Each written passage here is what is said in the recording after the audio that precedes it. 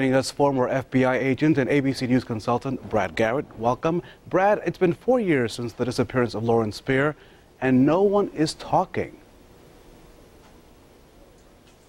Well, no one appears to be talking to the police. I do think people are talking. One of the issues with cases as time goes on is that there is still information out there, and you constantly have to sort of regroup, resurface, and start re-interviewing people and look for different avenues. As I mentioned in explaining Lauren's story, nobody just vanishes.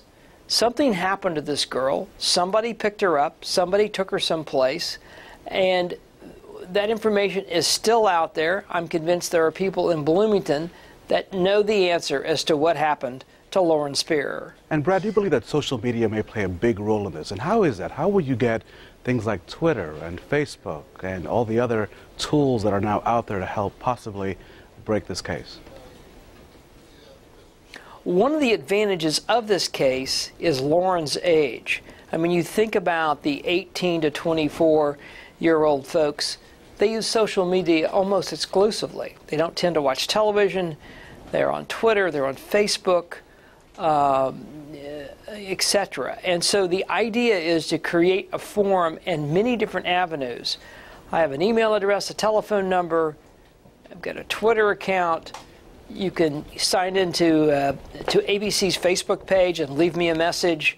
I'm trying all these different avenues so people can do it anonymously. They can come directly to me and talk to me personally if they want to.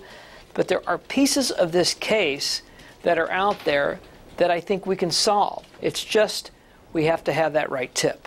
It is so heart-wrenching to watch the Spierer family make appeals to help find their daughter. What do you think it will take to get someone to say, I know something, let me call Brad, let me talk to Brad, let me call someone and tell them what I know?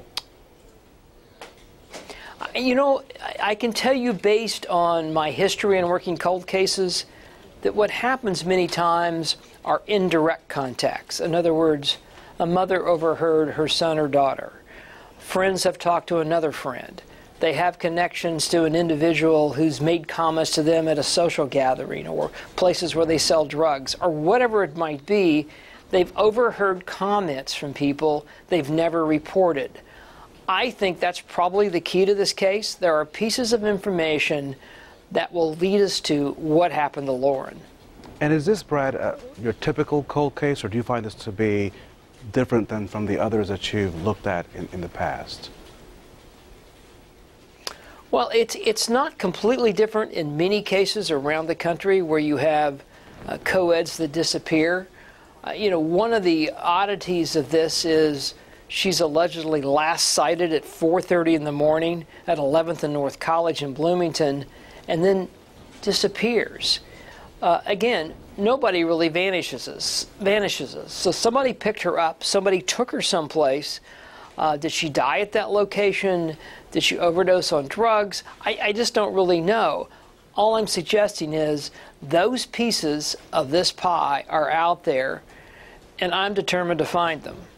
And if she is found, or if you get information, is there any way that it will lead to any criminal charges considering the time that has lapsed in this case? It has been 4 years. It really depends on how she died, presuming she is not with us anymore. If that is the case, how did she die? Did she die at her own hand through a drug overdose or some other medical problem? And then the people that she was with panicked and disposed of her some way. I mean, there are charges, obviously, but that's not murder. That's just somebody that basically dies at whatever happened to them, drug overdose, etc. So it remains to be seen the clarity of this case. Is it really a murder? Is it somebody who died mistakenly? I just don't know. All I'm suggesting is it's not that complicated, and I really only need one good tip, and we'll be there.